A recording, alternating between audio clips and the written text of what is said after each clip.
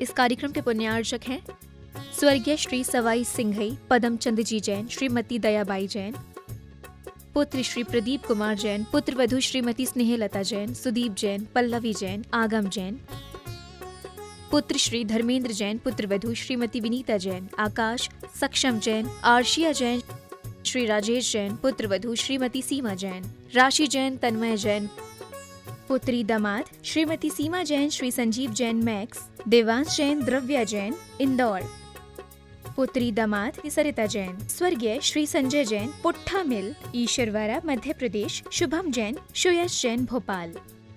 Firm Messrs Padamchand Shikharchand Jain, Begumganj, सागर मध्य प्रदेश, श्री सुधा सागर pulses Begumganj, सागर Madhya Pradesh, Shri Guruji traders Begumganj, सागर Madhya Pradesh, PS परिवार बेगमगंज, सागर मध्य प्रदेश।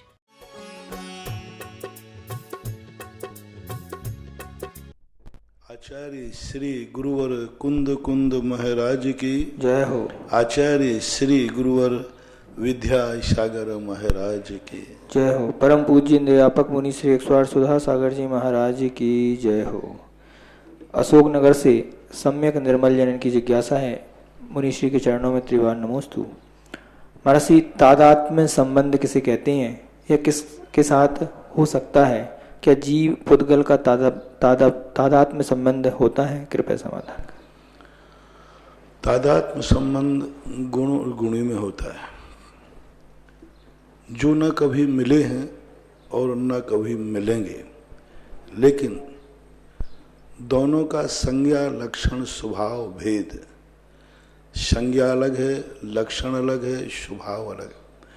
दोनों एक हो नहीं सकते क्योंकि सबका लक्षण अलग अलग है, लेकिन दोनों कभी अलग थे फिर मिले हैं ऐसा बात नहीं। जैसे ज्ञान गुण है, जीव द्रव्य है, जीव का लक्षण है, तो लक्ष्य और लक्षण जो होता है तो अंश और अंशी का भेद जो होता है उनमें जो कभी मिले नहीं, जैसे ज्ञान गुण है, दर्शन है, आत्मा है, ये कभी मिले नहीं हैं, कभी बिछड़ेंगे भी नहीं, लेकिन दोनों एक भी नहीं है, द्रव्य अलग है, गुण अलग है। जिनमें संज्ञा लक्षण और स्वभाव भेद हो और फिर भी वो एक क्षेत्रावगाही हो, एक रूप में हो, तो उन्हें तादात्म्य संबंध बोलते हैं। इसका दूसरा नाम अविनाभाव संबंध भी है। पंचास्त्रिकाय के अंदर पूज्यवर कुंद कुंद भगवान ने इस तादात्म्य संबंध की बड़ी अच्छी व्याख्या की। ये दो द्रव्यों में कदापि नहीं होता। पुद्गल और जीव का जो संबंध है वो तादात्म्य संबंध नहीं होता, वो संश्लेष संबंध होता है, क्योंकि वह मिलता भी है और बिछुड़ता भी है। कर्म आते भी हैं, कर्म जाते भी हैं। इसलिए पुद्गल और जीव का तो तादात्म्य संबंध है नहीं, गुण गुण के संबंध को तादात्म्य संबंध बोलते हैं। बेंगलोर से सुरेश जनन की जिज्ञासा है, गुरुदेव के चरणों में कोटि कोटि नमन। महाराज श्री, मेरी जिज्ञासा है कि आदिनाथ भगवान के काल में जब तक धर्म तीर्थ का परिवर्तन नहीं हुआ तब तक लोग धर्म का पालन कैसे करते थे? श्रावकों की चर्या कैसी होती होगी? कृपया समाधान। आदिनाथ के पहले? हाँ, आदिनाथ के पहले यहाँ भोग भूमि थी। भोग भूमि काल में कोई धर्म की चर्चा नहीं होती, धर्म की चर्या नहीं होती, आयतन नहीं होते, दुराचार भी नहीं होते, अनाचार भी नहीं होते। लगभग 9 कोड़ा कोड़ी सागर वर्ष का काल ऐसा रहता है भोग भूमि का, जहाँ ना धर्म है ना अधर्म है, ना अनायतन है ना आयतन है। वहाँ सामान अपने जीव अपने रूप में रहते हैं, सम्यक दृष्टि भी होते हैं, लेकिन वे सम्यक दृष्टि एक सामान्य रूप से होते हैं। भोग भूमियों का सम्यक दर्शन अलग होता है, कर्म भूमियों का सम्यक दर्शन अलग होता है। चरणानुयोग की अपेक्षा, कर्म प्रकृतियों की अपेक्षा तो सभी जीवों का सम्यक दर्शन एक समान होता है, 7 प्रकृतियों का 6 क्षोभ सम। लेकिन जो चरणानुयोग का सम्यक दर्शन होता है, इस सबका अलग अलग होता है। त्रियंशों का चरणानुयोग का सम्यक दर्शन भिन्न है, चंडाल का चरणानुयोग का सम्यक दर्शन भिन्न है, देवों का चरणानुयोग का सम्यक दर्शन भिन्न है, जैन श्रावकों में सम्यक दर्शन भिन्न है कर्म भूमि का। तो चरणानुयोग की अपेक्षा से भेद बनते हैं, बाकी उनमें इस प्रकार की स्थिति की भोग भूमि का सम्यक दर्शन बिल्कुल भिन्न है। वहाँ चरणानुयोग की बिल्कुल पद्धति भिन्न रहती है, बिल्कुल भिन्न। जो हम यहाँ सम्यक दृष्टि के लक्षण घटाते हैं, वहाँ कुछ भी घटित नहीं होता। न कोई वहाँ तत्व चर्चा है, न कोई वहाँ किसी प्रकार का वो है। हाँ, कुचित कदाचित देव या विद्याधर लोग भोग भूमि में किसी पूर्वानुराग बस संबोधन करने जरूर जा सकते हैं और उससे उनको सम्यक की उपलब्धि मिलती है, ऐसा कथन आता है। तो वहाँ कोई आयतन रूप और अनायतन रूप परिणति नहीं होती। कोटा से संदीप जैन इनकी जिज्ञासा है, गुरुवर के चरणों में नमोस्तु। महाराज से मेरी जिज्ञासा है कि जिस समाधि मरण से जीव के अधिकतम 7-8 भाव शेष रह जाते हैं, उसी समाधि का स्वरूप क्या है? क्या उस समय जीव की मनोदशा कैसी होनी चाहिए और कौन कौन से व्रत होने चाहिए? कृपया सवाल। विधिवत जिन्होंने संलेखना पूर्वक मरण किया है, जिन्होंने समाधि की तैयारी की है, आकस्मिक समाधि हो जाना उसके संबंध में कोई चर्चा नहीं। जिसे हम संलेखना कहते हैं, क्रम से वह धीरे धीरे समस्त प्रकार के आहारों को त्याग करता है। काय संलेखना और कसाय संलेखना, ये 2 संलेखनाओं का उल्लेख मिलता है। जिस व्यक्ति ने अपने धर्म की रक्षा के लिए जीवन के अंत में पहले से ही मृत्यु के स्वागत करने की तैयारी हो गई, संकट आने पर नहीं, संकट आने पर तो दुनिया ही कर लेती है। एक समाधि होती है और एक संलेखना होती है। सामान्य रूप से संकट आया, ध्यान में बैठ गए, लेकिन वो तो एक विधिपूर्वक मरने की तैयारी करते हैं बहुत अच्छे तरह। वो संलेखना पूर्वक जो मरण करते हैं, हाँ ये बात अलग है कि संलेखना, वैसी संलेखना मिथ्या दृष्टि भी कर सकता है, अपव्य भी कर सकता है, शरीर को सुखाने वाली बात कोई नहीं कर सकता। तो वहाँ दोनों चीजें, कसाय संलेखना साथ में दी, बहुत बड़ी बात उन्होंने कहा। काय संलेखना तो अभव्य मिथ्या दृष्टि भी कई बार कर लेता है, लेकिन उसके साथ साथ कसाय संलेखना, अकेली कसाय संलेखना करे तो भी नहीं बने। बहुत सारे लोग कहते हैं महाराज शरीर को सुखाने से क्या मतलब है, शरीर के प्रति क्या लेना देना है, कसाय संलेखना करो ना। नहीं, कदापि नहीं होगी। शरीर संलेखना किए बिना कसाय संलेखना करता है, उसके 7-8 भाव शेष नहीं रहेंगे।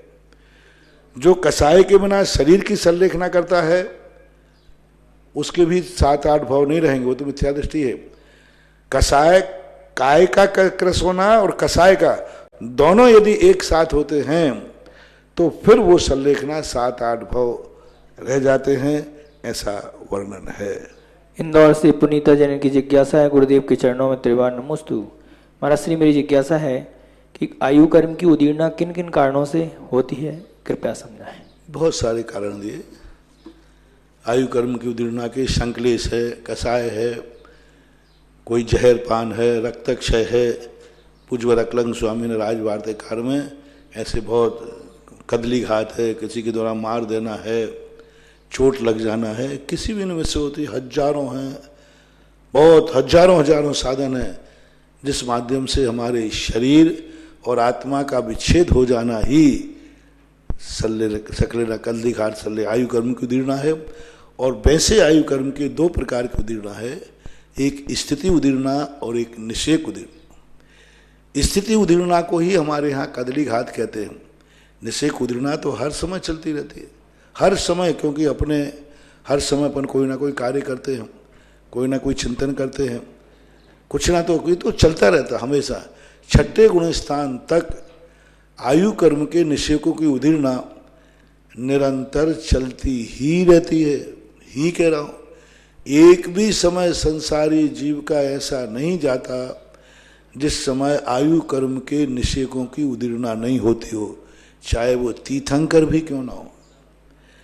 तीर्थंकर की स्थिति उदीर्णा नहीं है, कदली घात नहीं है, लेकिन निषेक उदीर्णा तो उनकी भी है। 6ठे गुण स्थान तक उनके भी निषेक उदीर्णा हुई और होती है। आगम में स्पष्ट उल्लेख 6ठे गुण स्थान तक कोई भी होगा, चाहे तीर्थंकर हो, चाहे सामान्य मुनिराज हो, चाहे गृहस्थ हो, चाहे कोई भी हो, सबकी उदीर्णा होती रहती है। यहाँ तक कि सर्वार सिद्धि के देव परम शुक्लेश्या में स्थित हैं, उनकी भी आयु कर्म की उदीर्णा निरंतर चलती रहती है। 33 सागर तक निरंतर आयु कर्म की उदीर्णा है, देवों की भी, नारकियों की तो होती ही है। तीर्थंकर की भी उदीर्णा, तीर्थंकर जो वर्तमान भाव में हैं उनके भी निषेकों की उदीर्णा होती है। अब रही बात स्थिति उदीर्णा, जिसे कदली घात कहते हैं, तो स्वर्गों में स्थिति उदीर्णा नहीं होती, असंख्यात वर्ष वालों की स्थिति उदीर्णा नहीं होती, चरमोत्तम देह वालों की स्थिति उदीर्णा नहीं होती। इसलिए उदीर्णा को अपन दो रूपों में समझें, स्थिति उदीर्णा और निषेक उदीर्णा। भोपाल से विनीता जैन की जिज्ञासा है, पूज्य महाराज श्री के चरणों में त्रिवार नमोस्तु। महाराज से मेरी जिज्ञासा है कि जब अरहंत देव और जिनवाणी माता की शोभा यात्रा निकलती है तो हम चमर ढुराते हैं, फिर गुरु के आगमन में या बिहार में हम चमर क्यों नहीं ढुराते, जबकि देवसास गुरु तो तीनों बराबर समान पूजनीय है? कृपा नहीं, अंतर है महानुभाव। भगवान का आभूषण, बड़ों का आभूषण, बड़ों का चिन्ह, बड़ों का स्थान अपन नहीं ले सकते। मुनिराज बहुत छोटे हैं, बहुत छोटे, अभी उनके संसार का भी निर्णय नहीं है। अभी हम बाहर से हैं, अंदर से हम उनका निर्णय नहीं कर सकते कि ये भव्य हैं कि अभव्य हैं। अंदर से हमें ये भी निर्णय नहीं कर पाते कि सम्यक दृष्टि है कि मिथ्या दृष्टि है। अंदर से हम ये भी निर्णय नहीं कर पाते कि भव्य हैं कि अभव्य हैं, भावलिंगी हैं कि द्रव्यलिंगी हैं। दूसरी बात, भावलिंगी भी हैं तो भी वो इसके पात्र नहीं, क्योंकि ये हमारे अरहंत परमेष्टि के आभूषण हैं, ये अपन अरहंत परमेष्टि के चिन्ह हैं। छत्र के रूप में हम छत्र नहीं लगा सकते। हाँ, एक सामान से छाता लगा देना जैसे राजाओं को चलता है, सामान से राजाओं को भी चवर ढूंढते हैं, वे चवर अलग हैं, उन चवरों की स्थिति भिन्न होती है। वो तो राजा महाराजाओं को भी ढूंढते थे, चक्रवर्ती के भी चवर ढूंढने का उल्लेख आता है कि चक्रवर्ती जब सिंहासन पर थे चवर ढूंढते थे, वो सामान है। लेकिन जो अष्टप्रातिहार्य के छत्र चवर भामंडल आदि हैं, ये अरहंत भगवान के पूजनीय हैं। बड़े आदमियों का कोई भी चीज अपने लिए पूजनीय नहीं होती। यहाँ तक कहा है कि भगवान का जो आसन है उस आसन पे हम मुनिराज लोग नहीं बैठ सकते, उनके आसन के बराबर बलि खाली है। आचार्य महाराज हैं, उनके आसन पे हम नहीं बैठ सकते, वो हमसे बड़े हैं, उनके हम सिंहासन पर नहीं बैठ सकते, हमें उसको हटाना पड़ेगा, हम उस पर ठीक, तो क्योंकि वो बड़े हैं। तो इसलिए जिनवाणी तो फिर भी अरहंत भगवान की ही परिणति है, इसलिए मर्यादा है, नहीं ढूंढना ही श्रेयस्कर है, यही बहुत अच्छा है। मऊरानीपुर से राकेश सिंह इनकी जिज्ञासा है, नमोस्तु गुरुवर। महाराज श्री, क्या वर्तमान में इंद्र की सभा में भी मध्यलोक में फैले कोरोना रोग की चर्चा चलती होगी, और वो देवलोग अब कहाँ पूजा करने जाते होंगे, जिनका विसर्जन आए जो देवगण पूजे भक्ति प्रमाण यह कहकर करते थे, क्या उन्हें लॉकडाउन खुलवाने की बिल्कुल चिंता नहीं है? पूजा तो साथ में खूब की, अब अकेला छोड़ दिया, कृपया समाधान। देखो, ये सब बातें भक्तों ने अपनी वाणी में लिखी, हमें जिनवाणी में तो ऐसा कुछ देखने को मिला नहीं। जिनेन्द्र भगवान की वाणी में कुछ नहीं, तुम्हारी जो पूजा की किताब में जो कुछ भी लिखा है वो आपकी वाणी है, आपकी भक्ति है, आपने क्या क्या कल्पनाएं करनी ये पता नहीं। जिनवाणी में तो हमें ना तो आए देवगण लिखा है और न इस प्रकार की कोई बात आचार्यों मुखी लिखी। आचार्यों ने सबसे पहले पूजा का वर्णन पूज्य अतिवैष्णव आचार्य महाराज ने लिखा, वहाँ भी उन्होंने इस प्रकार का कोई वर्णन, कोई गाथा, कोई श्लोक नहीं दिया। और ना ही पूज्यवर कुंद भगवान ने भक्तियाँ लिखी, चैत्र भक्ति लिखी, उसके अंदर भी उन्होंने ऐसा कोई वर्णन नहीं किया। तो इस प्रकार की स्थितियाँ ये आपके द्वारा कथित हैं। देवता आपके साथ आते हैं कि नहीं आते, किस रूप में रहते हैं, आगम के बिना हम इस बात पर कोई ज़्यादा प्रकाश नहीं डाल पाएंगे, क्योंकि भक्तों की वाणी का नाना जाने कितने प्रकार की होती है। वो अपने ढंग से करते हैं, करें, भक्तों की वाणी आगम नहीं हो सकती, सिद्धांत नहीं हो सकती। हम उसमें देवताओं के लिए कोई उल्हायना नहीं दे सकते। ऐसा कोलकाता से ऋतु जैन की जिज्ञासा है, गुरुवर के चरणों में मेरे परिवार सहित त्रिवार नमोस्तु। महाराज श्री, वास्तु विधान क्या होता है? जैन धर्म के अनुसार इसका क्या उपयोग है? आजकल पंडित जी घर के नांगल के समय घर का वास्तु दोष हटाने से इसे करते हैं, क्या इसे गृह प्रवेश के समय करना चाहिए? कृपया नहीं करना चाहिए, कदापि नहीं करना है। किसी भी शास्त्र में वास्तु विधान का उल्लेख नहीं है। ये सब लोग जो है, कोई भी क्या होता है, जो चीज़ बाजार में चलने लग जाती है उसका तुरंत नकली रूप हो जाता है, तुरंत फिर अपने अपने ढंग से रहते हैं। आजकल वास्तु चल रहा है तो वास्तु को लोगों ने धंधा बना लिया। अरे वास्तु एक भौतिक प्रक्रिया है। वास्तु विधान का कोई भी दूर दूर तक जैन आगम में दर्शन का कोई उल्लेख नहीं। आजकल शिलान्यास के संबंध में कई लोग देवों को वास्तुदेवाय नमः वास्तुदेवाय नमः ऐसा करने लगे। शिलान्यास के समय पर मुझे तो पता नहीं था, क्योंकि ज़्यादा मैं सुनता नहीं। एक दिन मैंने शिलान्यास चल रहा था, एक पंडित जी वास्तुदेवाय नमः वास्तुदेव, अरे मैंने कहा ये देवाय वास्तुदेव कहाँ से आ गया, है ही नहीं कहीं। इस शिलान्यास विधि को सब लोगों ने खराब कर दिया। शिलान्यास विधि में कहीं भी वास्तुदेव वायुदेवाय नमः वास्तुदेवाय नमः फलाने देवाय नमः ये तो कहीं है ही नहीं। कहाँ लिखा, कौन से शास्त्र में लिखा? कोई नहीं बंधु, नहीं करना चाहिए। मात अपने यहाँ इतना ही उल्लेख है मूल प्राचीन में, जिनेन्द्र भगवान के सामने विधान करो, पंच परमिष्टि विधान, शांति विधान, वहाँ से एक कलश लेकर के मंगल के रूप में से साक्षात लेकर के और अपने घर में जाकर के उसको छिड़क दीजिए। बस यही सगुन है। ये विधान करना, ये सब तुम्हारे लिए बुद्धू बनाया जा रहा है, ये सब तुम्हारी साइकोलॉजी के रूप में परिवर्तित किया जा रहा है। कोई वास्तु विधान दुनिया का आज तक आगम में नहीं है। वास्तु है, वास्तु विधान नहीं है। वास्तु तो है, अपने शास्त्रों में खूब भरा पड़ा है, सब जगह देखो। कई बार क्या होता है, अपने शास्त्र की जनवाणी है, अपने शास्त्र की मोक्ष का कथन करने वाले हैं, इसलिए वहाँ मोक्ष की प्रधानता है। लेकिन जब क्रिया रूप देखते हैं तो बराबर वास्तु नजर आता है। अकृत्रिम चैत्यालयों का जब वर्णन पढ़ते हैं तो वास्तु स्पष्ट देखने में आता है। लेकिन विधान करना, ये पूजा पाठ, इसको धार्मिक रूप देना, धार्मिक क्रियाकांड देना, ये सर्वथा अनुचित है। इसको नहीं करवाना चाहिए, नहीं करना चाहिए। विद्वानों को, ब्रह्मचारियों को इस सब बातों के लिए बिल्कुल गौण कर देना चाहिए। पंच परमिष्टि की प्रभावना करो, पंच परमिष्टि के आह्वान करो, पंच परमिष्टि को आप धारण करो।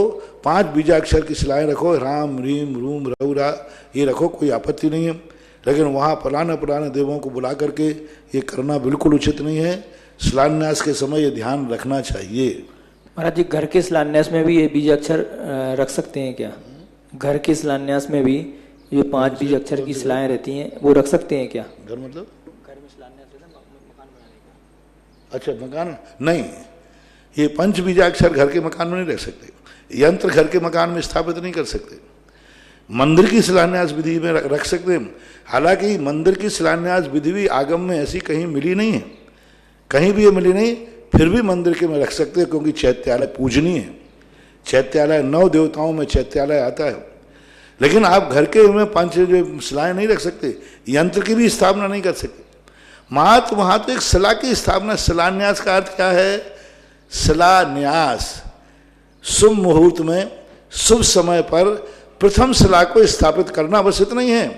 ये ढोंग धतूरे तो सब बना दिए बाद में, कुछ नहीं बंधु। शिलान्यास का सीधा शब्द है शिलान्यास, यानी स्थापन। पहली शिला को शुभ मुहूर्त में, शुभ लगन में, शुभ दिन में शुरुआत करना, बस इतना सा अर्थ है। लोगों ने इसको बहुत प्रपंच बना दिया। ये सारा का सारा जो आज शिलान्यास विधि करते हैं हम, मुझे तो कहीं किसी भी शास्त्र में देखने में नहीं आई, और है तो कोई निकाल के बतावे कि फलाने प्राचीन शास्त्र में इस प्रकार की शिलान्यास विधि लिखी है जो आज वर्तमान में कर रहे हैं।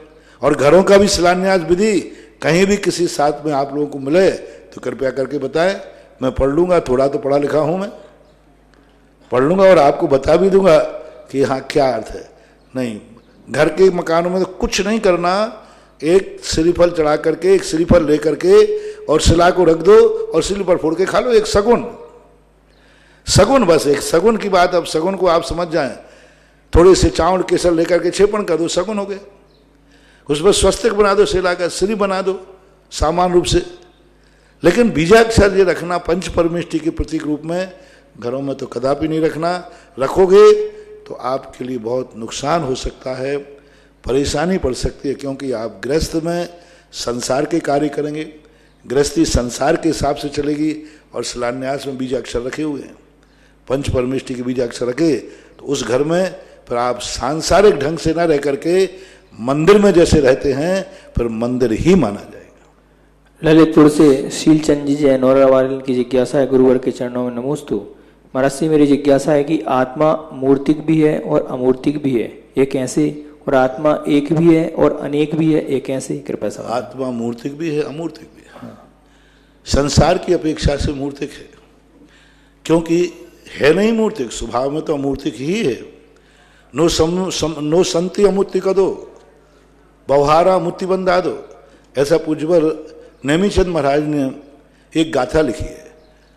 वो गाथा में आया है, वर्ण रस पंचगंधा दो फासा अठया निश्चया जीवे, नो संति अमुत्ति तदो बवहारा मुक्ति बंदा दो। एक गाथा ऐसी है द्रव्य संग्रह में, शब्द आगे पीछे हो सकते हैं।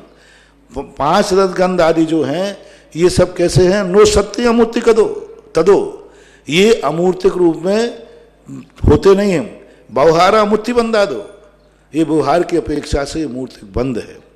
तो संसार में उपचार नहीं की अपेक्षा, असद्भुत व्यवहार नहीं की अपेक्षा, यूं कहने असद्भुत व्यवहार नहीं की अपेक्षा से कर्मों के संबंध होने से आत्मा को संसार अवस्था में मूर्तिक कहा है। लेकिन जब कर्मों से निर्लिप्त हो जाए तो आत्मा का स्वभाव अमूर्तिक है, अमूर्तिक ही कहलाता है। एक और अनेक की जो बात कही, द्रव्य दृष्टि से आत्मा एक रूप है, पर्याय दृष्टि से नाना पर्यायों को निकालती है, तो पर्यायों की अपेक्षा से अलग है। वही जवान है, बालक है, वृद्ध है, त्रियंश है, मनुष्य है, देव है, तो नाना पर्यायों को जो धारण करता है, इसलिए अनेक रूप है। और द्रव्य दृष्टि से देखा जाए तो आत्मा एक है, तो वह एक रूप ही है, ऐसा मानना चाहिए। दिल्ली से प्रदीप जैन की जिज्ञासा है। महाराज श्री चरणों में कोटि कोटि नमन। महाराज श्री, जैन धर्म के अनुसार उत्कृष्ट संख्या कौन कौन सी संख्या है कितने अंक प्रमाण है? क्योंकि ये संख्यात्मक आएगी, इसलिए निश्चित संख्या में भी कोई होनी चाहिए। सिर्फ यह कहने की कि जगन युक्ता असंख्या से एक कम है, तो मेरी जिज्ञासा कृपया, मतलब जैन धर्म के अनुसार उत्कृष्ट संख्यात कौन सी होती हैं? संख्यात, उत्कृष्ट संख्या, हाँ, और ये कितने अंक प्रमाण होती है?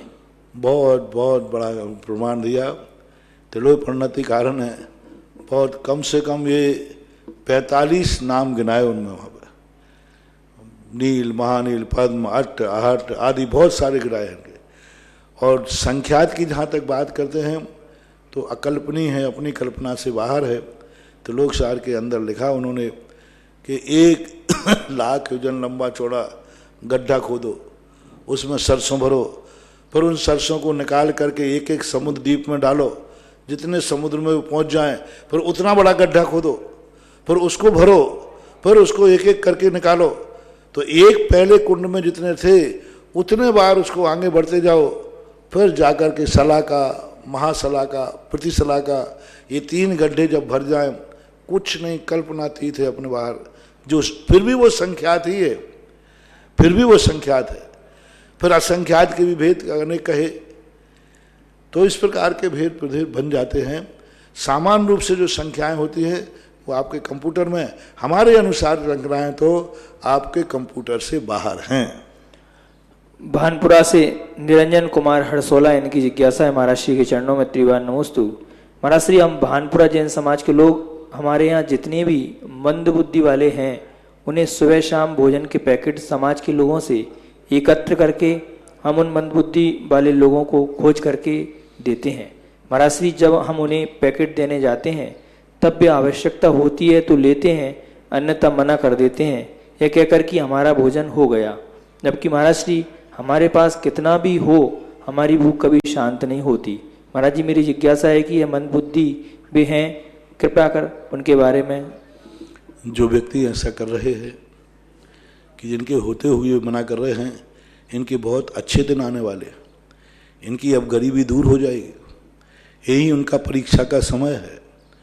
जो ऐसा करते हैं कि अभी मिल रहा है तो समेट के रख लो, और गरीबों के दिए हुए भोजन को कई लोग तो स्टोर बना रहे हैं, दुरुपयोग कर रहे हैं, इनकी तो गरीबी बढ़ेगी। मैंने एक दिन कहा था, किसी गरीब खाते से निकला हुए द्रव्य को कभी भी यदि कोई बेईमानी करके हड़प लेता है, उसमें घोटाला करता है, उसको किसी प्रकार अपने, तो नियम से समझना उसकी निधत्त निकाचित दरिद्रता आई।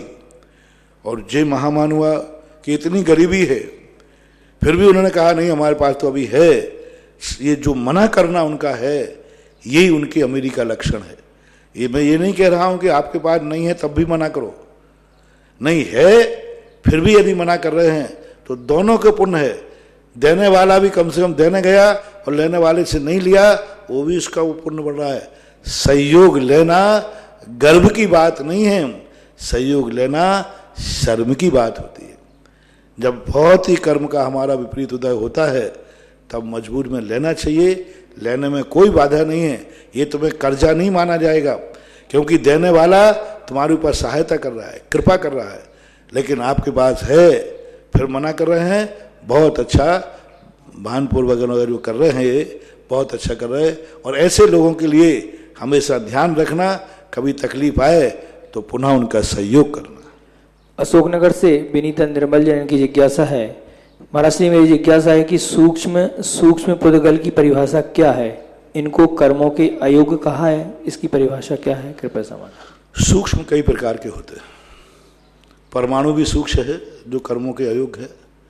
बहुत सारी वर्गणाएं इतनी सूक्ष्म हैं जो कर्मों के अयोग्य हैं। बहुत सारे स्थूल स्कंध हैं जो कर्मों के अयोग्य हैं। और अपने आप में कोई सूक्ष्म जैसे कार्बन वर्गणाएं हैं वे परम सूक्ष्म, वो सूक्ष्म है बहुत। तो सूक्ष्म की अनेक अनेक प्रकार से परिभाषाएं बनाई जाती हैं। गुना से सर्वज्ञ जैन की जिज्ञासा है, महाराज श्री के चरणों में नमोस्तु। महाराज श्री एक बार आपने आपके प्रवचन में कहा था कि जैन धर्म में राम का जितना वर्णन है उतना किसी का नहीं है, तो फिर क्यों जैन धर्म में राम की पूजा नहीं की जाती, उनकी मूर्ति स्थापित नहीं की जाती? इसके कारण पूजा करना अलग चीज है, वर्णन करना अलग चीज है। पूज्य एक भगवान का रूप होता है, वो अलग रूप है। रामचंद्र जी का भगवान रूप है, लेकिन वो तीर्थंकर नहीं है। हर चीज को एक ही तराजू से मत तोलो। कोई चीज किसी भी क्षेत्र में वर्णन करने योग्य है। उनके आदर्श, तीर्थंकरों का जीवन उतना शिक्षाप्रद नहीं रह पाया, क्योंकि उनके जीवन में ऐसे संकट आए ही नहीं। वे महान आत्माएं थे, उनके जीवन में उतार चढ़ाव बहुत कम आए। ग्रस्त अवस्था में किसी तीर्थंकर के जीवन में उतार चढ़ाव नहीं आया। इसलिए उनका जीवन हमें हर समस्या में समाधान का कारण नहीं बन सकता। संकट में कैसे जीना, ऐसा हमारे जीवन में तीर्थंकरों से शिक्षा नहीं मिल सकती। माता पिता की कैसे आज्ञा मानना, ये तीर्थंकरों के जीवन में नहीं मिल सकती। इसलिए आदर्शता अलग चीज है और पूज्यता अलग चीज है। और पूजा नहीं जाता है राम को, सो बात नहीं। हमारे यहाँ निर्माण कांड में रामचंद्र जी की पूजा होती है, लेकिन तीर्थंकर अलग चीज है। सबको एक समान मत लो। आदर्श, क्योंकि रामचंद्र जी का जीवन इतना आदर्शमय था, मानवीय जीवन है। मानवता का जीता जागता उदाहरण है। मानवता का जीवन जीता जागता उदाहरण है। तीर्थंकर का पुण्य का जीता जागता उदाहरण है। पुण्य की चरम सीमा में जीते। लेकिन रामचंद्र जी ने पुण्य और शुभ कर्म और अशुभ कर्म, अच्छे दिनों बुरे दिनों में जीना सिखाया।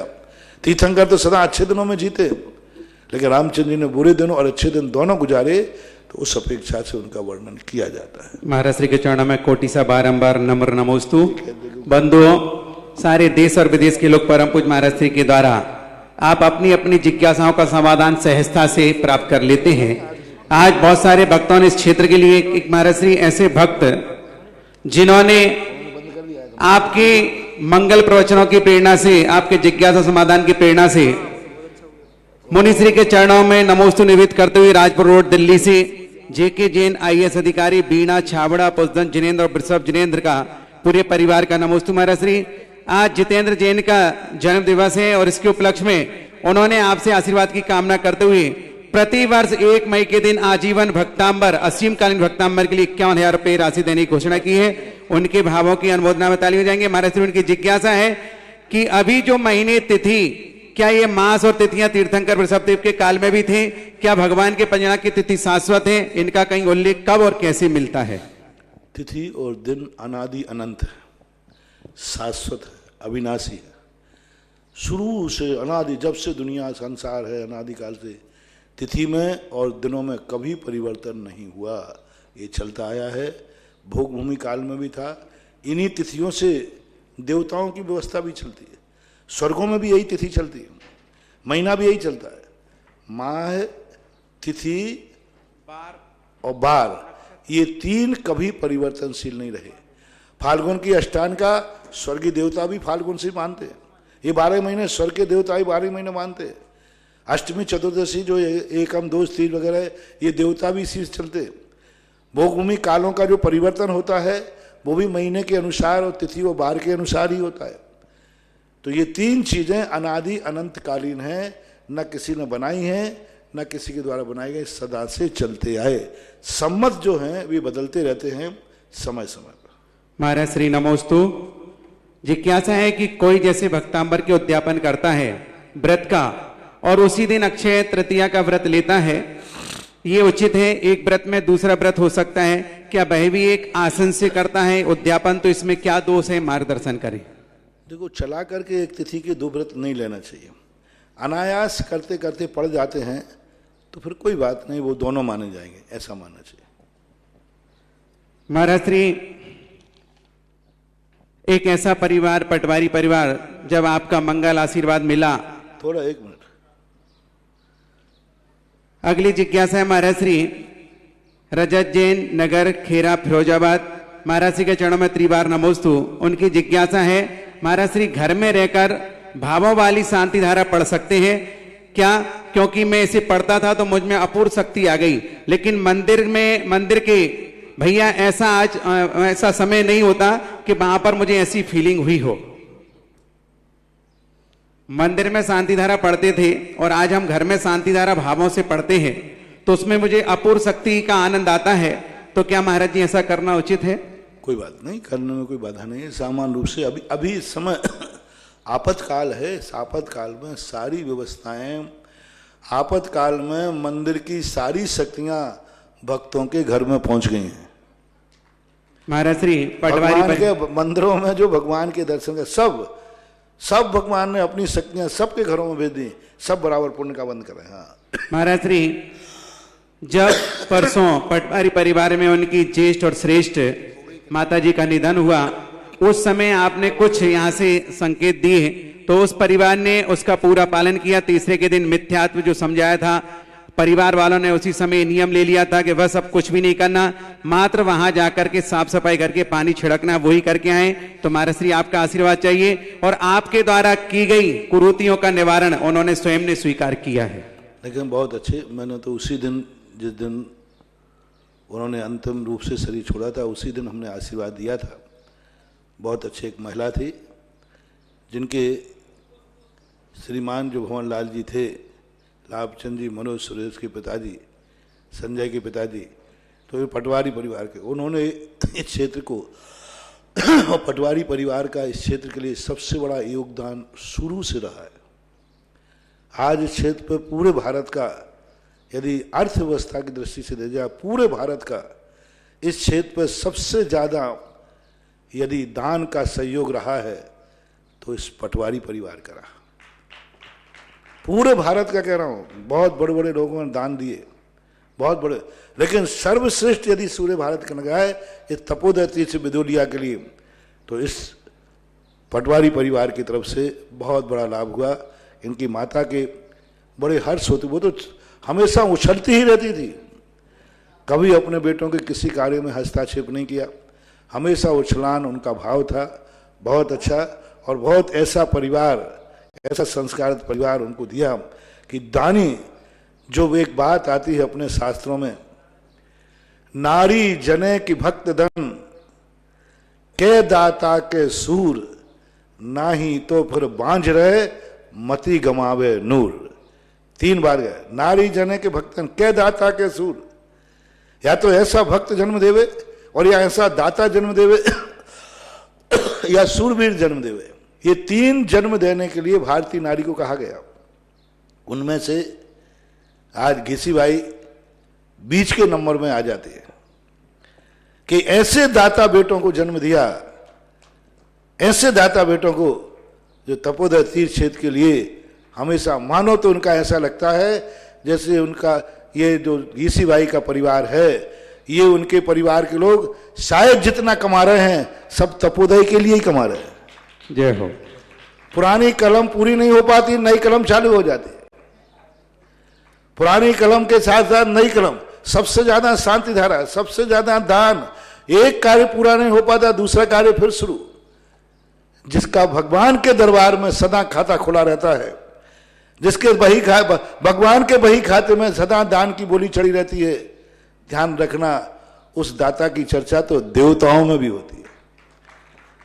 भगवान के बही खाते में सदा दाता का नाम, हर साल जब बही खाता बने महेंद्र का तो दानी का नाम उसमें आता है, आना चाहिए।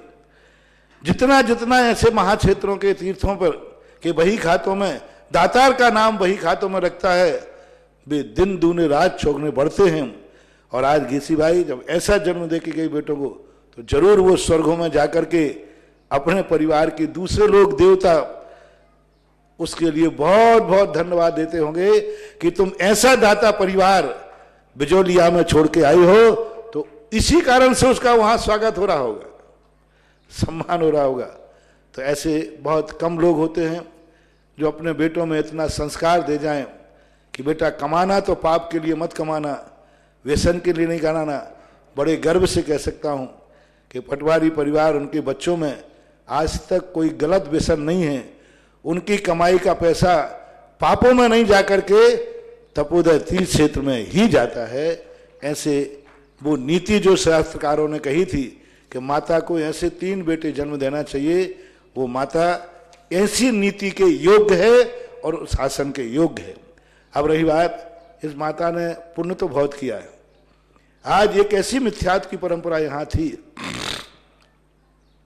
कि मरने के बाद मरघट में जाकर के दूध रखना, खीर पकाना, धूप खेना, बहुत सारे यानी प्रेत क्रियाएं की जाती थी जिनका जैन दर्शन में कहीं उल्लेख नहीं है।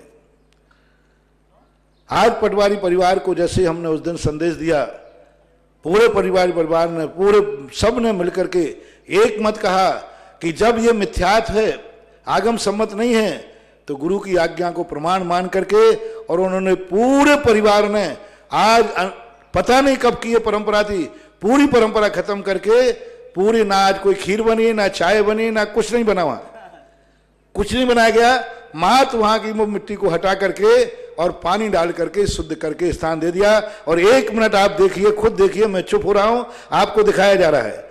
देखिए उनके परिवार ने, बहुत कम होती है रूढ़ी और परंपरा को देख करके, सभी लोग टीवी पे देखें, आज उनके परिवार ने जो आदर्श प्रस्तुत किया है, उसके माने मरने के बाद भी मिथ्यात्व को भंजन करके सम्यक की स्थापना करके गई। एक बहुत बड़ा मिथ्यात्व पनपा हुआ था। एक भूत में वहां जाकर के अर्थी के बाद स्मशान में खीर पकाना, दूध रखना, ये तो बहुत बड़ा गहन मिथ्यात्व है, बहुत बड़ा गृहीत मिथ्यात्व है, अनंत संसार का कारण है। और उसको आज इस पटवारी परिवार ने अपनी माँ के सारे क्रियाकर्मों को बिल्कुल करके, और जो आगम सम्मत मैंने बताया था उसके अनुसार ही उन्होंने क्रिया की। देखिए ना, सब लोग हो गया ना। सफाई करके पानी का छिड़काव, हाँ, पानी तो इसलिए छिड़कना हुआ, सफाई इसलिए करना कि दूसरे को स्थान देना है, पानी का इसलिए छिड़कना कि धूल नहीं उड़ जाए, इतने में कोई बाधा नहीं है। ठीक, अब जो दुनिया के, अब जब इतना बड़ा कार्य हुआ है तो सारे मेवाड़ के लिए यह आज निर्देश, उपदेश और आदेश जो भी माने, आज के बाद सारे मेवाड़ में दिगंबर जैनियों को यह निर्देशित किया जाता है कि मरने के बाद की स्मशान घाट पर कोई क्रिया नहीं करना, आपको जलाने के बाद वहां कोई भी क्रिया नहीं करना। मात मिट्टी को वहां उठा करके गड्ढे में डाल दो और पानी डाल करके उस स्थान को साफ कर दो, बस। ना खीर पकाना है, कोई भी दस्तूर, ना दूध रखना है, ना दीपक रखना है, कुछ भी नहीं करना। कुछ स्थानों के हमने पते किए 2 दिन के अंदर, तो जहां कुछ नहीं होता है, देखो कितनी अच्छी समाज है, कितना बढ़िया, 3 दिन में वहां पर कुछ नहीं किया जाता है। खंडेलवाल समाज अजमेर, ब्यावर, जयपुर जैन अग्रवाल, वागीदौरा, कलंजरा, हुमर, रांची, खंडेलवाल समाज आगरा, खंडेलवाल समाज, ये अपने तिये की बैठक पर, तिये के स्थान पर स्मशान घाट में कोई क्रिया नहीं करते। नसीराबाद समाज, खांदू कॉलोनी, नरसिंहपुरा, चांदू, गढ़ा, तलवाड़ा, हुमड़, नागपुर, परवार समाज, छत्तीसगढ़, शेखावाटी अग्रवाल, चैतौड़, उदयपुर, नरसिंह, नागदा, ये मात उस दिन जाकर के पानी से साफ कर देते हैं, मिट्टी को उठाकर सामने डाल देते हैं। तो ये दोनों परंपराओं के लिए समर्थन है। ये दोनों परंपराओं के लिए समर्थन है। जो तीसरे दिन वहां कुछ करते ही नहीं वो ठीक है, और करते हैं तो पानी डालते हैं, यहां तक कोई आगम से नहीं। अब जो विरुद्ध कार्य हो रहे हैं वो कहां कहां हो रहे हैं उनकी सुने। 3 दिन तक जल में उनकी जो हड्डियां होती हैं उनको उठा करके नदी में, गंगा में डालना, नदी में डालना, कदापि नहीं डालना महानुभाव। हड्डियों में इतना क्षार होता है, इतना क्षार होता है, जैसे ही तुम उस हड्डियों को, फूलों को नदी में डालोगे असंख्यात जीव मरते हैं। त्रसजीव, एक इंद्रिय नहीं, नियम से त्रसजीव मरे। मछलियां गल जाती हैं क्योंकि हड्डियों में इतना क्षार होता है। बहुत बड़े क्षार की बहुत बड़ी कहानी है। एक व्यक्ति था, उसके पापड़ बहुत अच्छे लगते हैं सबको, तो सब परेशान थे कि इतना क्षार कहां से लाता है। बाद में पकड़ा गया कि इन्हीं हड्डियों को उबाल करके और वो पानी डालता था। तो ये जल के अंदर डालना तो मिथ्यात्व ही नहीं है, महान हिंसा भी है। जहां जहां दिगंबर जैनियों के लोगों के लिए हड्डियों को पानी में डालते हैं, किसी भी नदी के पानी में, कुएं में, तालाब में, पानी में नहीं डालना, ये असंख्यात जीवों को मौत करना है। ऐसी गलती नहीं करना। जैसे जायसवाल समाज अजमेर उत्तर प्रदेश में समाज को, कलकत्ता अग्रवाल समाज आगरा, जायसवाल समाज आगरा, उड़ीसा, कर्नाटक आदि में इस प्रकार के पानी में यदि हड्डियां डाली जाती हैं तो महानुभाव उनको आज बहुत अच्छी तरह से आत्मीयता के साथ कहना है। और इन प्रांत में कोई माने या नहीं माने, मेरे भक्तों को तो आदेश है कि अब किसी भी मरने पर उनकी हड्डियों को पानी में नहीं डालना। 3 दिन के दूध और जल जो जयपुर में अग्रवाल समाज रखती है, उनके लिए, जैनियों के लिए दूध आदि वहां पर नहीं रखना चाहिए। 2 दिन 3 दिन 2 किलो चावल, नमक, राई, छना, जल आदि ले जाकर गड्ढे में हड्डियों को डालकर गाड़ देते हैं। वह ललितपुर समाज डालते हैं, तो ललितपुर समाज में तो अब बताओ, मैं 2-2 3-3 चतुर्मास कराया, दिया तरे अंधेरा, ये बात सामने आई नहीं कभी। तो ललितपुर समाज को तो बिल्कुल आदेशित कर सकता हूं, क्योंकि वहां की समाज तो पूर्णतः भक्त है और मेरे उपदेश को ही वो आदेश मानते हैं। तो उनके लिए है कि 3 दिन 2 किलो चावल, नमक, राई आदि लेकर जो वहां डाला जाता है, ये परंपरा गलत है, गृहीत मिथ्यात्व है, नहीं डालना चाहिए। चावल लेकर, राई लेकर डालना ये बिल्कुल नहीं। मात वहां मिट्टी डाल करके और पानी डाल करके साफ कर दीजिए। ये चीजें डालना उचित नहीं है, ललितपुर वालों को निर्देशित है। मिट्टी को उठाकर गड्ढे में डालते वो ठीक है, चावल वगैरह नहीं डालना। 3 दिन छना जल ले जाकर नमक से सफाई करते हैं, ये सामान्य रूप से है, क्योंकि उनको साफ करने का नमक की जरूरत नहीं है। 3 दिन सूतकार बाल उतारना, अर्थुना। अभी बाल उतारने की परंपरा भी जैन आगम में कहीं देखने में नहीं आई। फिर भी इसमें कोई हिंसा नहीं है, कोई बात नहीं है, तो इसको मैं कुछ विशेष नहीं कह रहा हूं, लेकिन आगम परंपरा में नहीं है। मुड़वा लेते हैं बाल तो कोई हिंसा नहीं है, अच्छा है, हवा लग जाएगी सिर को, क्योंकि इसमें कोई मिथ्यात्व का दोष नहीं आ रहा है। तेल भी बचेगा। मरने के समय, मरते समय कलकत्ता में खंडेलवाल समाज मरते समय मुंह में घी डालते हैं, दूध डालते हैं, बिल्कुल नहीं डालना। हाँ, कई बार इसलिए डालते हैं कि जीव मरा है कि जिंदा है, तो घी डालने की जरूरत नहीं, दूध डालकर देख लिया जाता, पानी डाल के देख लिया जाता है कि अंदर जा रहा है कि नहीं, उस अपेक्षा से करना ठीक है। लेकिन मरे हुए के मुंह में घी डालना ये बिल्कुल गृहीत मिथ्यात्व है, ठीक नहीं। हानि दूध चाय, नागपुर में खंडेलवाल समाज वहां जाकर तीसरे दिन चाय बनाते हैं, जो उसको पसंद होती है वो चीजें बनाते, जो उसको चीज बना, नहीं, ऐसी परंपरा नहीं करना, बहुत गलत है, नहीं करना। एक जैसे 3 दिन जल से सफाई, 10 दिन बाद चावल बनाते हैं, ये भी ठीक नहीं। कोल्हापुर बहुत बड़ा भोजन, उस दिन जल से साफ से सफाई सीकर बहुत बड़ा भोजन, उस दिन बहुत बड़ा भोजन होता, तीसरे पे नहीं, तीसरे पर भोजन आदि करना मृत्यु भोज के संबंध में मैं पहले बता चुका हूं। कोई भी किसी, चाहे शांति विधान के भोज में करो, मृत्यु से रिलेटेड कोई भी भोजन आप देते हो तो मृत्यु भोज है और वो आगम विरुद्ध है। इस पर मैं बहुत पहले बोल चुका हूं। इंदरगढ़ अग्रवाल, उस व्यक्ति को जो चीज पसंद होती है तीसरे दिन मरघट में वही चीज बनाते हैं। बताओ भाई, क्या पसंद है क्या नहीं पसंद, वो तो मर के उसने जन्म ले लिया, चिंता मत करो, तुम्हारे घर में भूत नहीं आएगा। महाराज जी जिंदे में भले नहीं खिलाए, लेकिन मरने के बाद खिलाते हैं, नहीं करना चाहिए। 3 दिन में खीर बनती है, बिजोलिया और बोराव, तो ये सब बंद करना ना। जहां जहां से मैंने 2 दिन पता किया, कुल मिलाकर के सारे भारत के लिए आज इस पटवारी परिवार में बने हुई माता के निमित्त बना करके, मंगलाचरण करके इस परिवार ने इस बात को स्वीकार किया। सारे भारत के लिए संदेश है कि मरने के तीसरे दिन के बाद कुछ नहीं करना है, बस मिट्टी को उठाकर गड्ढे में डालो और वहां पानी से डालकर साफ कर दो, जिससे दूसरे जलाने वाले मुर्दे को स्थान मिल जाए। इससे आगे कोई भी आगम में नहीं मिला। और किसी भी आगम शास्त्र में किसी को कुछ लिखा हुआ मिला हो या मिले तो कृपया करके वो मेरे पास भेजें। ये भी जन्म दे रहा हूं, कहीं कोई शास्त्र में, कोई आगम में, आचार्य प्रणीत शास्त्र में बहुत सारे राजा महाराजा मरते थे। जन्म के तो बहुत सारे कार्य लिखे, जन्मोत्सव तो लिखे, लेकिन मौत के बाद का कोई कार्यक्रम किसी शास्त्र में लिखा हुआ मिले तो मुझे बताएं। ग्रस्त की मौत की बात कर रहा हूं और बिना समाधि वाले की मौत की बात कर रहा हूं। समाधि वाले की मौत की बात में तो मात अकेले मुनि महाराज के संबंध में आया, जो मैंने कल बता दिया था। एक सलाह पर लिटा देते हैं और वहां लिटा करके आ जाते हैं, उसको जानवर खा जाते हैं। उसके बाद उस पर कोई भी धार्मिक क्रियाएं नहीं की जाती, 3 दिन तक देख रेख की जाती है। तो ग्रस्तों के जो स्मरण होते हैं सामान, इन मरण के समय कोई क्रिया नहीं करना चाहिए। अगली जिज्ञासा श्रीमती मोनिका धर्मपत्नी संजष्टी लजमेर। नमोस्तु गुरुवर।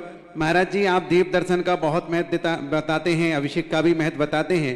महाराज जी, कोई क्षेत्र पर बहुत मंदिर होते हैं तो हम यात्रियों को सभी जगह के दर्शन करना चाहिए, इसका क्या महत्व होता है और क्यों करना चाहिए? देखो, सभी मंदिरों में यदि आपके क्षेत्र हैं, आपके निकटवर्ती क्षेत्र हैं, तो आप जितने बार दर्शन करेंगे, देखो देवता लोग, सभी देवताओं के मंदिर विमान में 500 धनुष की मूर्तियां हैं। 500 धनुष की मूर्ति उनके मंदिर घर में है, विमान में है। लेकिन देवता स्या नित्यकालम, नित्यकाल अकृत्रिम चैत्यारों की वंदना करने जाते, अकृत्रिम चैत्यारों की वंदना। नंदीश्वर द्वीप जाते हैं, जितने 2.5 द्वीप में 458 जिनाला है, इनकी वंदना करते हैं। 7,72,00,000 नीचे हैं, उनकी वंदना करते हैं देवता। ऊपर ऊर्ध्वलोक में जहां भी हैं, सब जगह के मंदिरों के दर्शन करते हैं। तो अकृत्रिम जितने मंदिर हैं अवभाग्य हैं। आज सुबह, कल मैं ये चर्चा कर रहा था, अभी मैं वहाँ गगन बिहारी भगवान के पास जाते ही 2-3 दिन से उन गणधर परमेष्ठियों के चरणों की वंदना का एकाएक दिन भाव आया कि गणधर परमेष्ठियों के चरणों की स्थापना तो की, उनको एक बार जब तक अभी भाव है यहाँ तब तक उनके चरणों की वंदना भी कर लें। बहुत आनंद आता है उनके चरणों को छूने से ही। ऐसा लगता है जैसे साक्षात गणधर परमेष्ठि के चरण छू रहे हो।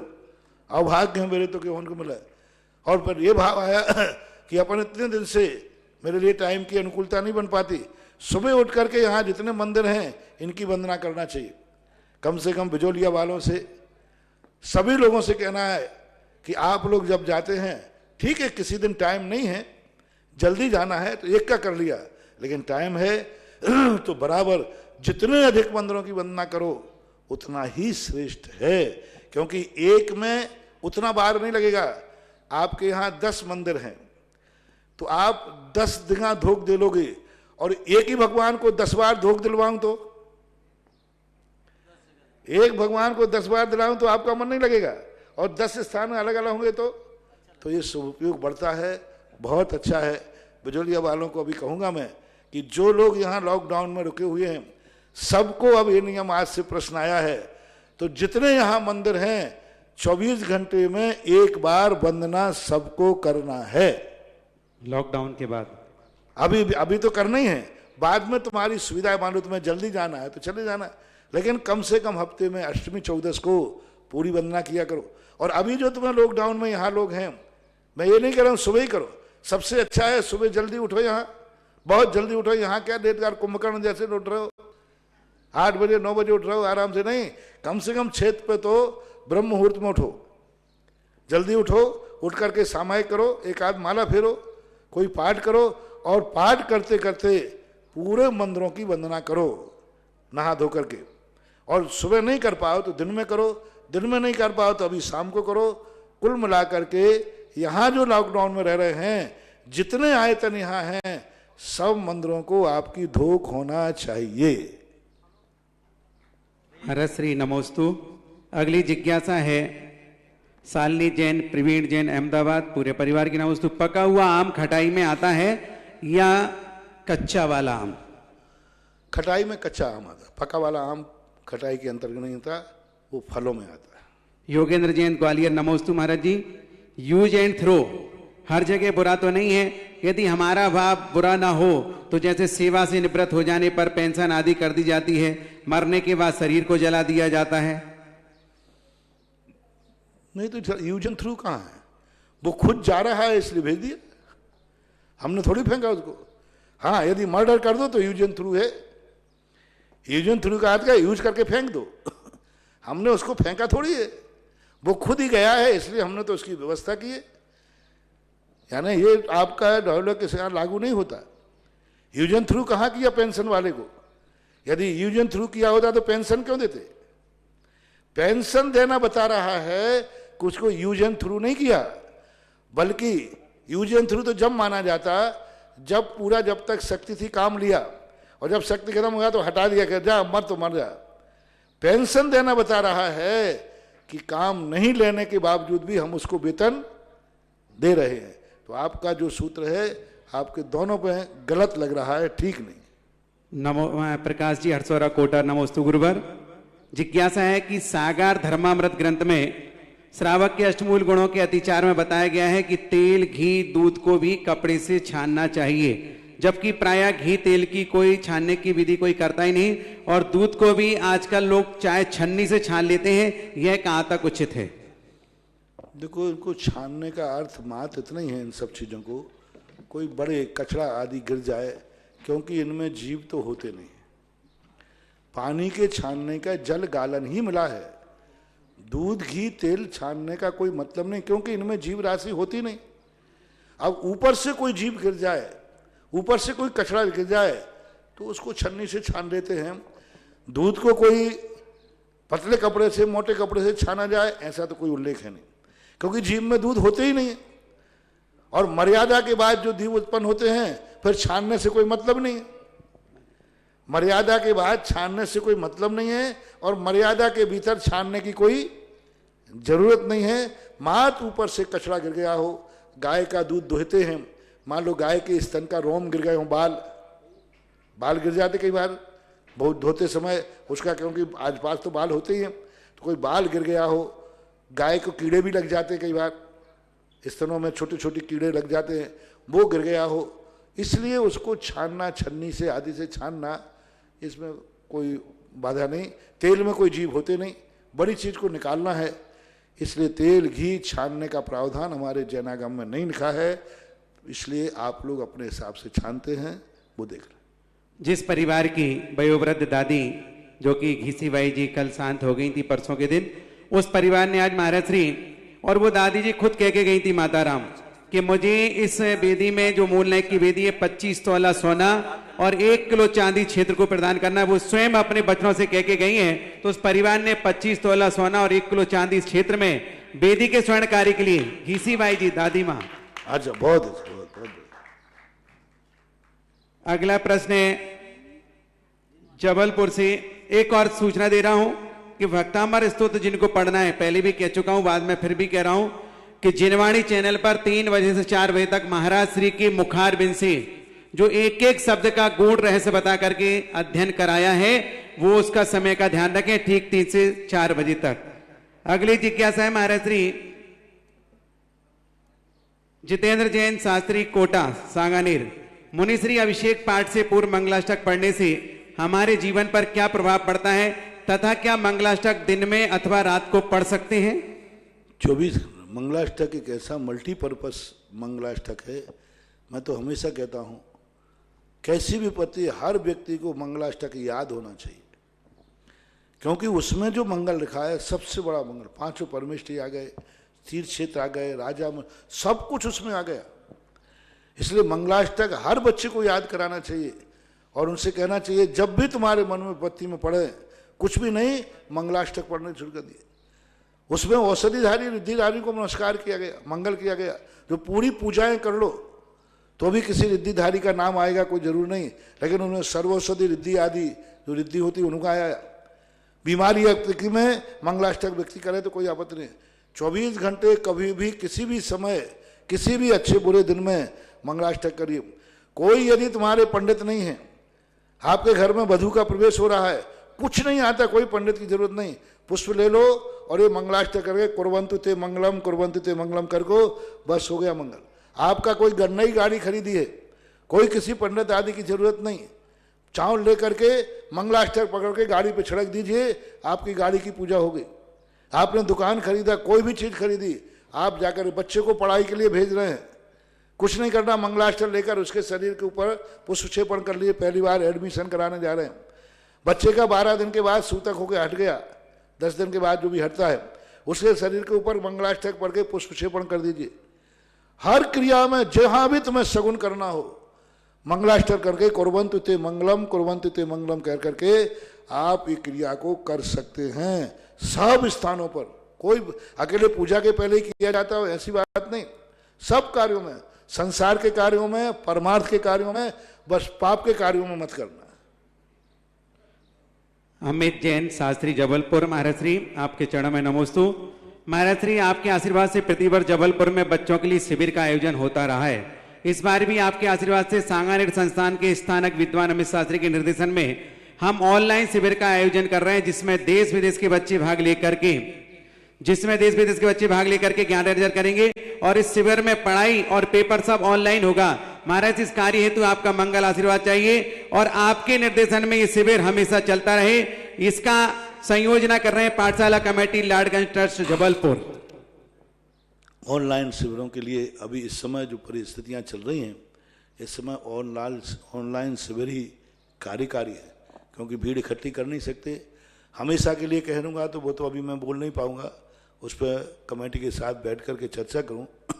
मेरे पास आया था, कोई भी आशीर्वाद में इस प्रकार देता हूं तो पहले संस्थान से हमने कहा भाई आप बैनाडा जी वगैरह से पूछ लें, वहाँ से बैलेट करके आए।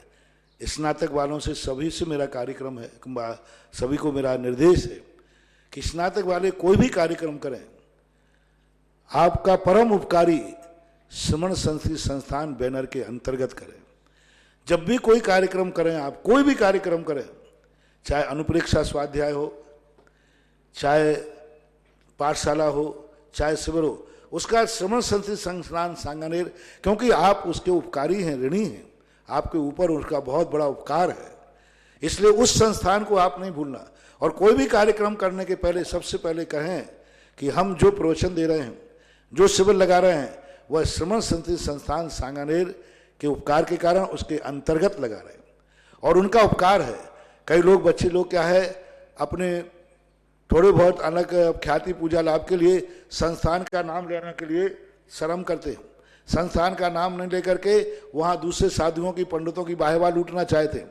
क्योंकि दूसरे साधु, कई लोग पंडित होते हैं जो संस्थान से एलर्जी करते हैं, तो कहते हैं यहाँ नाम नहीं लेना, तो नाम नहीं। जिस स्थान पर अपने बाप का नाम नहीं लेना दिया जाए, जिस स्थान पर अपने गुरु का नाम नहीं लेना दिया है, वहां सोने की मोहरें मिले तो छोड़ के आ जाना चाहिए। सारे संस्थान के बच्चों से मेरा कहना है, कभी सभी के यहां जाओ, सब साधुओं के जाओ, सब पंडितों के जाओ, सब मंदिरों में जाओ, लेकिन जहां श्रमण संस्कृति संस्थान का नाम नहीं दिया जाए, ऐसा यदि वहां पाबंद लगाई जाए, उस स्थान पर तुम्हारे लिए नहीं जाना है। ये टेक टू ऑर्डर, आदेश है। जाते हो तो तुम संस्थान द्रोही के अंतर्गत आओगे, जैसे देशद्रोही होते ना, ऐसे संस्थान द्रोही आओगे, वो आपकी। इसलिए कोई भी कार्य करें, संस्थान के अंतर्गत आपको ये कार्य करना है। और इस समय ऑनलाइन में जो कार्य करना है, तो आप बहुत अच्छे, शिविर बंद नहीं होना चाहिए। सभी स्नातक लोग अपने अपने शिविर को इस मीडिया के माध्यम से, ऑनलाइन के माध्यम से अपने अपने क्षेत्रों में लगाएं और ज्ञान दान दें। देखो, अभी बच्चों की पढ़ाई के लिए स्कूलों में इकट्ठे नहीं कर पा रहे हैं, तो सभी स्कूल वालों ने अपने टीचरों से ऑनलाइन पढ़ाई चालू करा दी है। इसी प्रकार शिविर वाले अपने शिविर बंद नहीं करें, ऑनलाइन शिविर लगाएं, लेकिन लगाएं मेरा आशीर्वाद। और ये शिविर 7 मई से 17 मई तक है। परम पूज्य आचार्य श्री के आशीर्वाद से परम पूज्य निर्यापक श्रवण मुनि पुंगव श्री सुधासागर जी महाराज के मंगल आशीर्वाद और निर्देशन से चलेगा और इसमें प्रतियोगियों को पुरस्कार भी मिल जाएगा। इस बात का आप ध्यान रखेंगे, ऑनलाइन संपर्क करेंगे। अगली जिज्ञासा है महाराज श्री मोबाइल के माध्यम से। मैं सिद्धार्थ भैया सतना से परम पूज्य निर्यापक श्रवण श्री सुधा सागर जी महाराज के चरणों में त्रैवार नमोस्तु नमोस्तु नमोस्तु। हे गुरुदेव, प्रतिक्रमण पाठ में निषिद्धिकाओं को नमन किया गया है। वहाँ संवेद शिखर, चंपापुर, पावापुर, गिरनार, अष्टापद के साथ साथ हस्तिपाल राजा की सभा का विशेष उल्लेख किया गया। तो हस्तिपाल राजा की सभा रूप निषिद्धिकाओं का क्या इतिहास है और ये कहाँ स्थित है, कृपया समाधान कीजिए। प्रतिक्रमण में बहुत सारी बातें ऐसी हैं जो आज वर्तमान में इतिहास की दृष्टि से ओझल है। इसके संबंध में आचार्य श्री के पास भी चर्चा हुई थी ईसरी के अंदर, और ईसरी के बाद फिर जब जबलपुर की वाचना में भी ये बात आई थी कि मध्यमा नगरी और हत्ती वाली सहाय जो प्रतिक्रमण मुनि प्रतिक्रमण के देवेशिक मुनि प्रतिक्रमण में है, जो मुनि आरारिकाएँ करते हैं, इनके दोनों के नाम उल्लेख कहीं देखने में नहीं आ रहा है। आचार्य श्री ने थोड़ा सा एक संकेत दिया था कि उदयगिरी खंडगिरी जो है वहाँ हत्ती गुफा है, और वहाँ हत्ती गुफा जो है वहाँ दो उल्लेख मिलते हैं कि यहाँ साधु लोग बैठते थे और वहाँ एक राजसभा का भी एक मंडप बना हुआ था। तो वो हत्ती गुफा जो बनी हुई है, तो हो सकता है कि कोई हस्तिपाल राजा वहाँ रहा हो और उदयगिरी खंडगिरी के पहाड़ों में से मोक्ष जाने की निषेधकाएँ हों। मात्र एक थोड़ी सी 1% यदि सुई घूमती है तो वो हत्ती गुफा की तरफ, उदयगिरी खंडगिरी की तरफ घूमती है। बाकी स्पष्ट निर्णायक के रूप में, आगम के रूप में, वर्तमान इतिहास के रूप में मध्यमा नगरी और हस्तिपाल जो है सभा का कोई उल्लेख इतिहास की दृष्टि में नहीं खोजने में आ रहा है।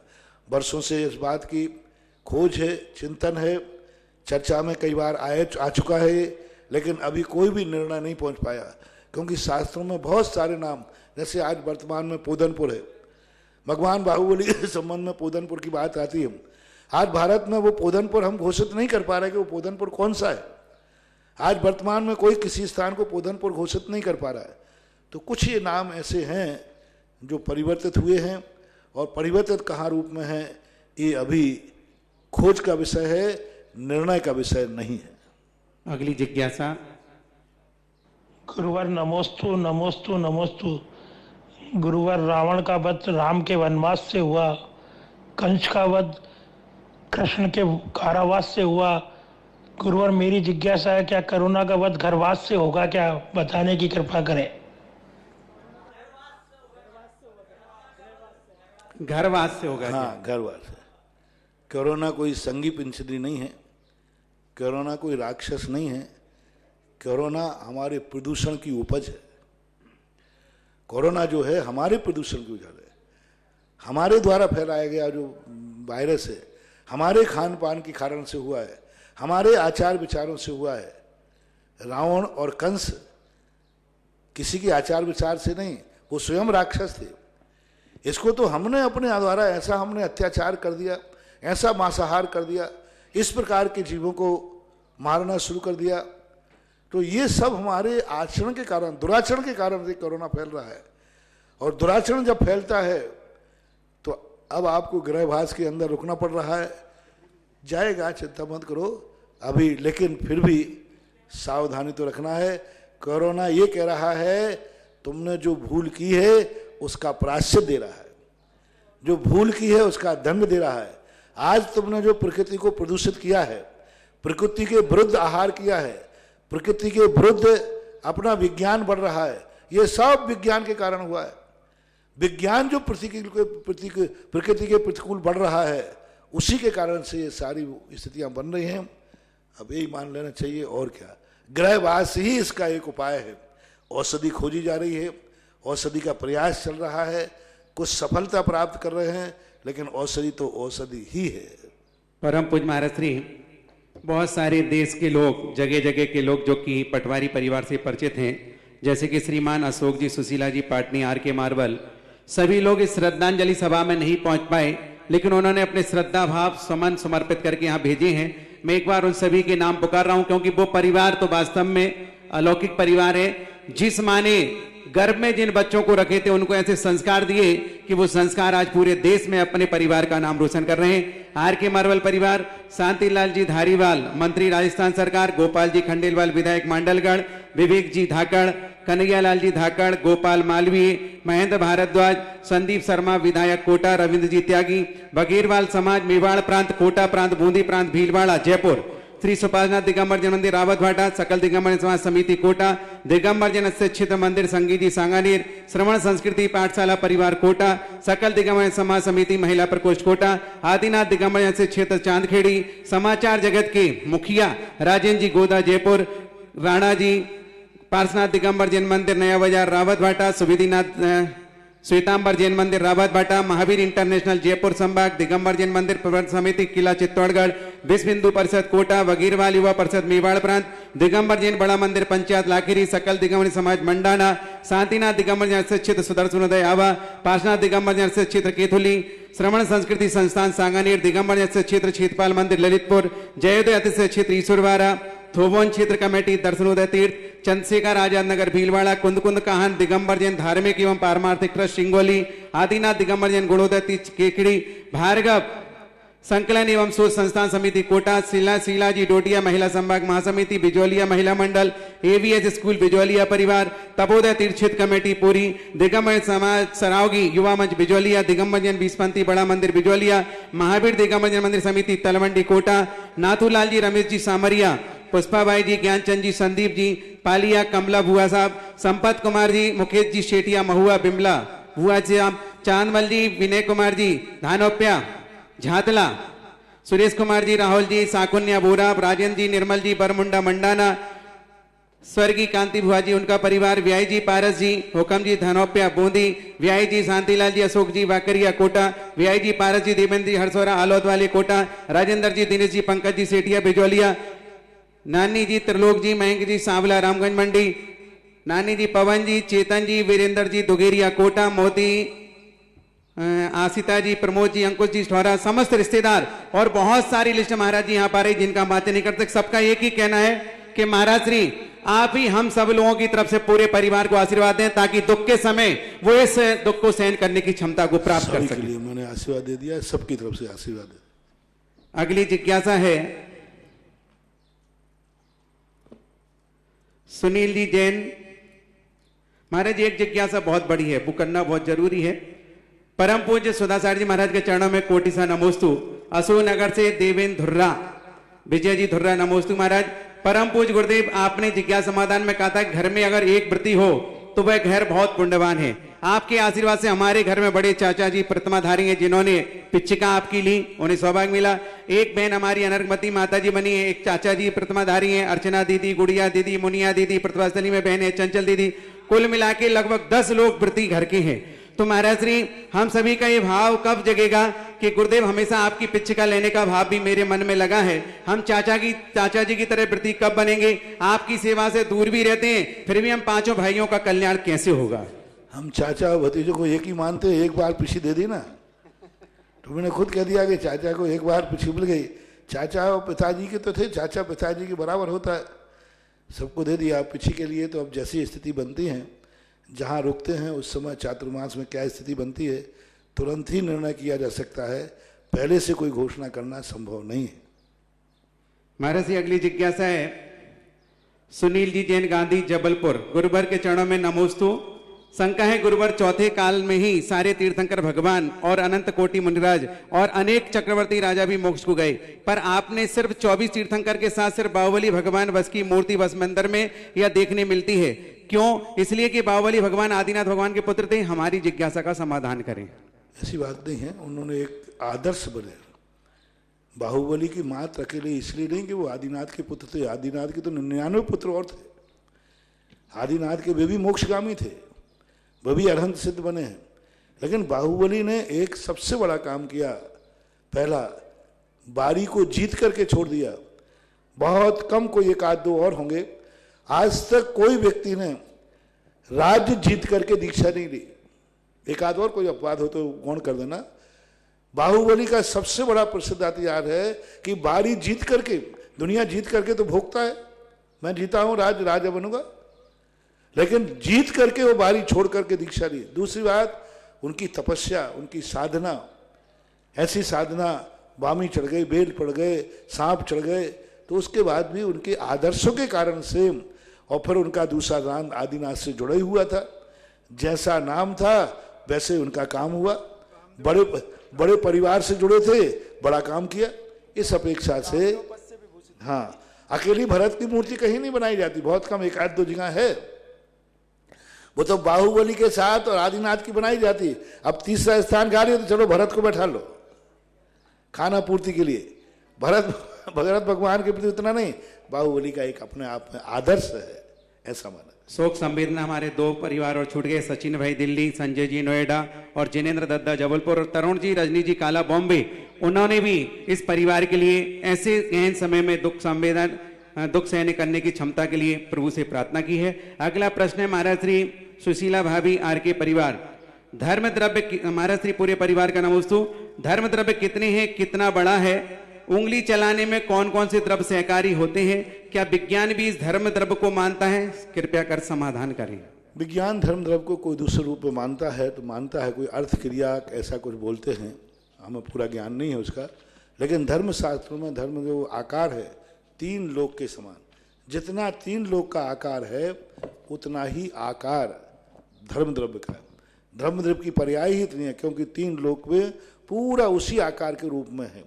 और उंगली चलाने के अंदर बहुत सारे द्रव्य, उंगली चलाने वाला जीव द्रव्य है, जो उंगली है ये पुद्गल द्रव्य है, और धर्म द्रव्य जो हिल रहा है तो धर्म द्रव्य है, और आकाश में हिल रहा है तो आकाश द्रव्य है, और इसमें भी हिलने में इधर सीधी हुई परिवर्तन हुआ काल द्रव्य है। कोई भी क्रिया होती है 6 द्रव्यों का कहीं ना कहीं रूप से उनका संयोग होता है। बस धर्म और अधर्म का जो उन दोनों में है इनका भी होता है, क्योंकि अपन कोई उंगली को हिलाएंगे तो हिलाकर कहीं तो स्थिर करेंगे तो अधर्म द्रव्य आ जाएगा। तो कोई भी कार्य होता है आगे पीछे करके 6 द्रव्यों की समष्टि से ही कोई कार्य संपन्न होता है। एक जिज्ञासा बहुत महत्वपूर्ण है महाराज श्री और काफी दिनों से प्रयासरत हैं। महाराज श्री के चरणों में नमोस्तु। गुरुवर उनकी जिज्ञासा कि लॉकडाउन के बाद भी सभी मंदिर जा रहे हैं और पुजारी को धक्का देकर निकल जाते हैं। ऐसे में अध्यक्ष का मन बहुत दुखी है। वह कह रहे हैं कि मुझे सब बददुआ देते हैं, मंदिर सील होने की नौबत आ गई। ऐसे लोगों को क्या बंद होगा जो जबरदस्ती मंदिर का प्रयास कर रहे हैं? नहीं करें। देखो, अब जब अपने गुरु महाराज लोग भी आचार्य श्री तज्ञ ने आपको आदेश दे दिया, हम तो बहुत दिन से दे ही रहे हैं, तो आपको जबरदस्ती नहीं करना चाहिए। आप क्यों अनुशासन? तो जब आपको ये कह दिया, आपको कोई दोष नहीं लगेगा। आप जो भी क्रिया करते आचार्यों की वाणी से करते, शास्त्रों की आपको तो कुछ पता है नहीं। हम ही लोगों ने कहा है कि मंदिर जाओ, पूजा करो, अभिषेक करो, हम ही लोगों ने आपको नियम दिया और हम ही लोग आपको रोक रहे हैं, तो इससे अर्थ है कि आपको तो कोई दोष है ही नहीं। और आचार्य श्री ने भी अभी 2 दिन पहले संदेश दे ही दिया कि इसमें कोई दोष नहीं, सभी लोग अपने घरों में करें, मंदिरों की व्यवस्था बनाएं। अध्यक्ष मंत्री आदि जो कर रहे हैं अपने हित में है। किसी कारण से आज अध्यक्ष बंद कर रहा है, कल पुलिस आके बंद करेगी, तो अपने मंदिर की, अपनी समाज की इज्जत क्या रहेगी? हम वो समाज वाले नहीं हैं जो डंडे के बल पर मानेंगे। हम वो समाज वाले हैं जो राजा का इशारा समझ करके मान जाते हैं। हमारे यहाँ पुलिस नहीं आना चाहिए, अपने द्वारा ही बंद ऐसा रखो कि लोग उदाहरण देवे। आज जैसे भीलवाड़ा का उदाहरण सारे विश्व में चल रहा है कि कोरोना को कंट्रोल करना है तो भीलवाड़ा जैसा सीखो। भीलवाड़ा के शासन प्रशासन ने, सबसे डेंजर स्थान था भारत का भीलवाड़ा, और अनकंट्रोल पूरा भीलवाड़ा के लिए ऐसी स्थिति थी। लेकिन आज भीलवाड़ा सबसे सुरक्षित है और सबसे अच्छा है। तो ऐसा इसी प्रकार बिजोलिया देख ले, बिजोलिया का शासन प्रशासन ने भी, बिजोलिया में बहुत सारी अफवाहें उड़ी, लेकिन बिजोलिया पूरा अभी तक तो निर्दोष है, पूर्णतः निर्दोष है। अभी यहाँ कोई भी अभी छांटा भी नहीं है। और भीलवाड़ा तो ऐसी प्रकार से अपन जैन समाज वाले करें कि सरकार ये बोले, कहे कि लॉकडाउन में सबसे ज्यादा अनुशासन दिखाया तो जैन समाज ने दिखाया और धर्मात्मा समाज ने दिखाया। परम पूज्य महाराज के चरणों में पूरे विश्व में रहने वाले प्रतिमाधारी श्रावक श्राविकाओं का आपके चरणों में नमोस्तु। महाराज श्री जो श्रावक श्राविकाएं प्रतिमाधारी घर पर हैं, मंदिर बंद होने के कारण उन्हें कुएं की पानी की बहुत भारी दिक्कत हो रही है, इससे कैसे सामना करें? देखो, इसके लिए आपको एक ही है, प्रमाद मत करो। आप अपना सुबह जल्दी उठ करके आजू बाजू जुगाड़ सिस्टम करके, जैसे आप दुनिया का जुगाड़ करके जैसे बनता सब्जी लेके आ रहे हो, जुगाड़ करके दूध लेके आ रहे हो, ऐसे जुगाड़ करके पानी की भी जुगाड़ करो, ताकत लगाओ। कैसे बने? जब नहीं बनता है तो फिर हमारे यहाँ एक ऐसा प्रसंग आया कि मुनिराज के लिए रात में बाधा हो गई, लघु संज्ञा शौच आदि के।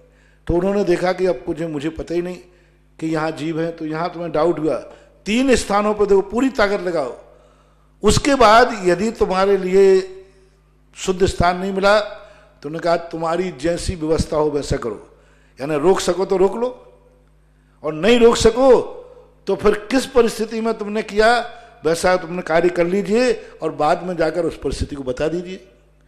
ऐसे समय पे आप अपनी पूरी ताकत लगाइए। फिर नहीं बनता है तो आपने किस परिस्थिति में कितना शुद्ध करके क्या पानी लिया, ये सब लॉकडाउन खुलने के बाद इसका प्रायश्चित होगा। फिर आपको परिस्थिति बताना पड़ेगी, आपने प्रमाद किया है, आप पानी ला सकते थे, आप इसको शुद्ध, यही तो बात है इस समय। इसलिए तो आचार्य श्री कहते हैं अमृत कुंड बनाओ घरों में। आज यदि हर घर में टांका होता, वर्षों से कह रहा हूं मैं कि हर व्यक्ति अपने घरों में एक टांका बनाओ, नलों के विश्वास में मत रहो, एक टांका बनाओ। आज यदि तुम्हारे घर में टांका होता तो कितनी बड़ी बात होती।